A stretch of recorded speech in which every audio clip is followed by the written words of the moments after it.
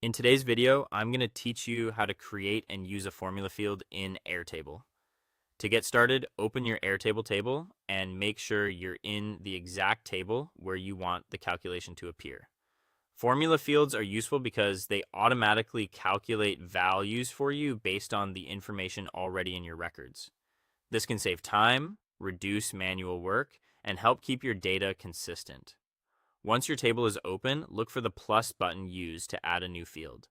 Click that button to create a new column. This is where your formula will live. When Airtable asks you to choose a field type, select Formula.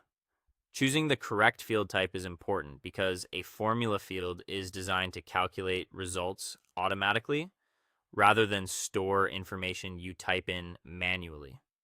After that, you'll see an area where you can enter your formula. Type the formula you want Airtable to calculate. This could be something simple like combining text or something more advanced like doing math with values from other fields. As you enter the formula, take your time and make sure the structure is correct. Airtable formulas need proper syntax in order to work. So small details like parentheses, quotation marks, and field references matter. If your formula needs to pull information from other columns, use the existing field names inside curly brackets. This tells Airtable exactly which fields to use in the calculation. Make sure the field names match your table exactly, since even a small difference can cause the formula not to work as expected. A helpful tip is to select fields carefully if Airtable suggests them while you type, as that can help prevent errors.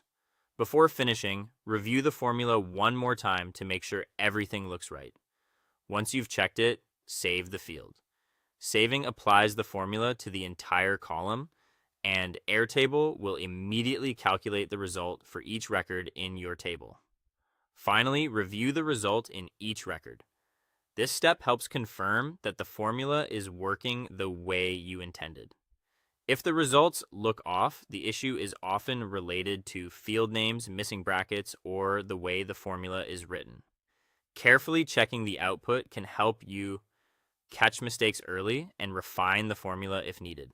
And that's how to create a formula field in Airtable, enter a calculation, and verify the results so your table works more efficiently.